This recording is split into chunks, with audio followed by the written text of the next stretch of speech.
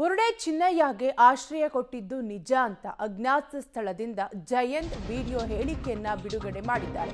ಈಗಾಗಲೇ ಬುರುಡೆ ಚಿನ್ನಯ್ಯನ ನೇತೃತ್ವದಲ್ಲಿ ಕಾರ್ಯಾಚರಣೆಯನ್ನ ತನಿಖೆಯನ್ನು ನಡೆಸ್ತಾ ಇದ್ದಾರೆ. ಈ ಸಂಬಂಧಪಟ್ಟಂತೆ ಈಗ ಬುರುಡೆ ಚಿನ್ನಯ್ಯನಿಗೆ ಆಶ್ರಯ ಕೊಟ್ಟಿದ್ದು ನಿಜ, ಅಜ್ಞಾತ ಸ್ಥಳದಿಂದ ವಿಡಿಯೋ ಹೇಳಿಕೆಯನ್ನ ಜಯಂತ್ ಬಿಡುಗಡೆ ಮಾಡಿದ್ದಾರೆ. ಚಿನ್ನಯ್ಯನ ಪರಿಚಯ ಆಗಿದ್ದು ಏಪ್ರಿಲ್ ತಿಂಗಳಿನಲ್ಲಿ ವಕೀಲರ ಬಳಿ ಕರೆದುಕೊಂಡು ಹೋಗಬೇಕು ಎಂದಿದ್ದ. ಒಂದೆರಡು ದಿನ ಮನೆಯಲ್ಲಿ ಆಶ್ರಯ ಕೊಟ್ಟಿದ್ದು ನಿಜ. ಆತ ತಂದಿದ್ದ ಬ್ಯಾಗ್ನಲ್ಲಿ ಒಂದು ಮೆಟೀರಿಯಲ್ ಇತ್ತು. ಎಸ್ಐಟಿ ತನಿಖೆ ಆಗಲಿ, ಸತ್ಯ ಹೊರಬರಬೇಕು. ಅಜ್ಞಾತ ಸ್ಥಳದಿಂದ ವಿಡಿಯೋ ಹೇಳಿಕೆಯನ್ನ ಜಯಂತ್ ಹರಿಬಿಟ್ಟಿದ್ದಾರೆ. ನಿನ್ನೆ ತಿಮರೋಡಿ ಗ್ಯಾಂಗ್ನ ಜಯಂತ್ ಮನೆಯಲ್ಲಿ ಮಹಜರು ನಡೆಸಲಾಯಿತು. ಎಸ್ಐಟಿ ಶೋಧವನ್ನ ನಡೆಸಿದೆ ಸುಮಾರು 8 ಗಂಟೆಗಳ ಕಾಲ. ಇದರ ಬೆನ್ನಲ್ಲೇ ಬುರುಡೆ ಚಿನ್ನಯ್ಯನಿಗೆ ಆಶ್ರಯ ಕೊಟ್ಟಿದ್ದು ನಿಜ ಅಂತ ಅಜ್ಞಾತ ಸ್ಥಳದಿಂದ ವಿಡಿಯೋ ಹೇಳಿಕೆಯನ್ನ ಹರಿಬಿಟ್ಟಿದ್ದಾರೆ ಜಯಂತ್. ಚಿನ್ನಯ್ಯನ ಪರಿಚಯ ಆಗಿದ್ದು ಏಪ್ರಿಲ್ ತಿಂಗಳಲ್ಲಿ ಅನ್ನುವಂತಹ ಮಾಹಿತಿಯನ್ನು ಕೂಡ ನೀಡಿದ್ದಾರೆ. SIT ಅವರೊಂದು ತಪಾಸಣೆ ಮಾಡ್ತಾ ಇದ್ದಾರೆ, ಮಹಾಜರು ಮಾಡ್ತಾ ಇದ್ದಾರೆ. ಎಲ್ಲರಿಗೂ ಗೊತ್ತಿರುವ ವಿಷಯನೇ, ಧರ್ಮಸ್ಥಳ ಗ್ರಾಮದಲ್ಲಿ 106 ಏನಗಳನ್ನು ಊತಾಕಿರೋ ಪ್ರಕರಣದಲ್ಲಿ ಭೀಮಾ ಎಂಬುವರು ಬಂದು ಏನವನ್ನು ತೆಗೆದುಕೊಡ್ತೀವಿ ಎಂಬ ಒಂದು ವಿಷಯದಲ್ಲಿ ತನಿಖೆ ಆಗ್ತಾ ಇದೆ. ಇಂಥ ಸಂದರ್ಭದಲ್ಲಿ ಭೀಮನ ಪರಿಚಯ ಆಗಿರೋದು ಏಪ್ರಿಲ್ ತಿಂಗಳು, ಅಂದರೆ ಒಂದು 5 ತಿಂಗಳ ಹಿಂದೆ ನನಗೆ ಪರಿಚಯ ಆಗಿರೋದು. ಪರಿಚಯ ಆಗಿ ಅಂದರೆ ವಕೀಲ ಹತ್ರ ಕರ್ಕೊಂಡು ಹೋಗಬೇಕಿತ್ತು. ಅದೇ ಥರ ವಕೀಲ ಹತ್ರ ಕರ್ಕೊಂಡು ಹೋದೆ. ವಕೀಲ ಹತ್ರ ಬಿಟ್ಟೆ. ಅವತ್ತು ನೈಟು ಒಂದೆರಡು ದಿನ ಉಳ್ಳಿಕ್ಕೆ ನನ್ನ ಮನೆ ವ್ಯವಸ್ಥೆ ಮಾಡಿದೆ.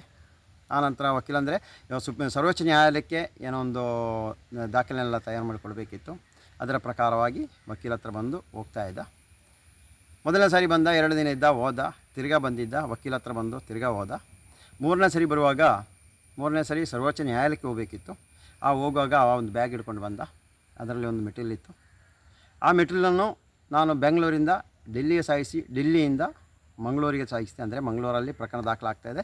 ಆವಾಗ ಮಂಗಳೂರಲ್ಲಿ SP ಆಫೀಸಿಗೆ SP ತೋರಿಸಬೇಕು ಎಂಬ ಉದ್ದೇಶದಿಂದ ಆ ಮೆಟೀರಿಯಲನ್ನು ಮಂಗಳೂರಿಗೆ ತಂದಿದ್ದೆ. ಈ ಒಂದು ಪ್ರಕರಣದಲ್ಲಿ ನನ್ನ ಮನೆಯಲ್ಲಿ 2 ಉಳಿದುದಕ್ಕೂ ಆ ಮೆಟೀರಿಯಲ್ ತಂದು ಆ ಡೆಲ್ಲಿಗೆ ಹೋಗಿ ಮಂಗಳೂರಿಗೆ ಬಂದದಕ್ಕೆ ಇವತ್ತು ಒಂದು SIT ತನಿಖೆ ಆಗ್ತಾಯಿದೆ. SIT ತನಿಖೆ ಸಂತೋಷವಾಗಿ ಸ್ವೀಕರಿಸ್ತೀವಿ. ಅಂದರೆ ಸತ್ಯ ಅಡಗಿದೆ.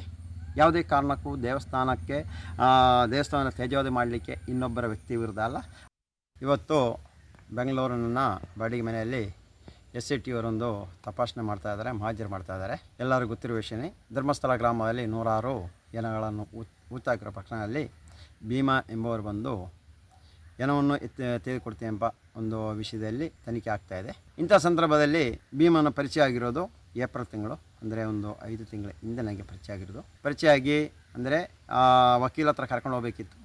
ಅದೇ ಥರ ವಕೀಲ ಹತ್ರ ಕರ್ಕೊಂಡು ಹೋದೆ. ವಕೀಲ ಹತ್ರ ಬಿಟ್ಟೆ. ಅವತ್ತು ನೈಟು ಒಂದೆರಡು ದಿನ ಉಳ್ಳಿಕ್ಕೆ ನನ್ನ ಮನೆ ವ್ಯವಸ್ಥೆ ಮಾಡಿದೆ. ಆನಂತರ ವಕೀಲ ಅಂದರೆ ಸರ್ವೋಚ್ಚ ನ್ಯಾಯಾಲಯಕ್ಕೆ ಏನೋ ಒಂದು ದಾಖಲೆನೆಲ್ಲ ತಯಾರು ಮಾಡಿಕೊಡ್ಬೇಕಿತ್ತು. ಅದರ ಪ್ರಕಾರವಾಗಿ ವಕೀಲ ಹತ್ರ ಬಂದು ಹೋಗ್ತಾ ಇದ್ದ.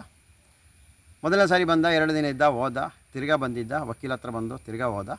ಮೂರನೇ ಸರಿ ಬರುವಾಗ, ಮೂರನೇ ಸರಿ ಸರ್ವೋಚ್ಚ ನ್ಯಾಯಾಲಯಕ್ಕೆ ಹೋಗಬೇಕಿತ್ತು. ಹೋಗುವಾಗ ಒಂದು ಬ್ಯಾಗ್ ಹಿಡ್ಕೊಂಡು ಬಂದ. ಅದರಲ್ಲಿ ಒಂದು ಮೆಟೀರಿಯಲ್ ಇತ್ತು. ಆ ಮೆಟೀರಿಯಲನ್ನು ನಾನು ಬೆಂಗಳೂರಿಂದ ಡೆಲ್ಲಿಗೆ ಸಾಗಿಸಿ, ಡೆಲ್ಲಿಯಿಂದ ಮಂಗಳೂರಿಗೆ ಸಾಗಿಸಿದೆ. ಅಂದರೆ ಮಂಗಳೂರಲ್ಲಿ ಪ್ರಕರಣ ದಾಖಲಾಗ್ತಾಯಿದೆ.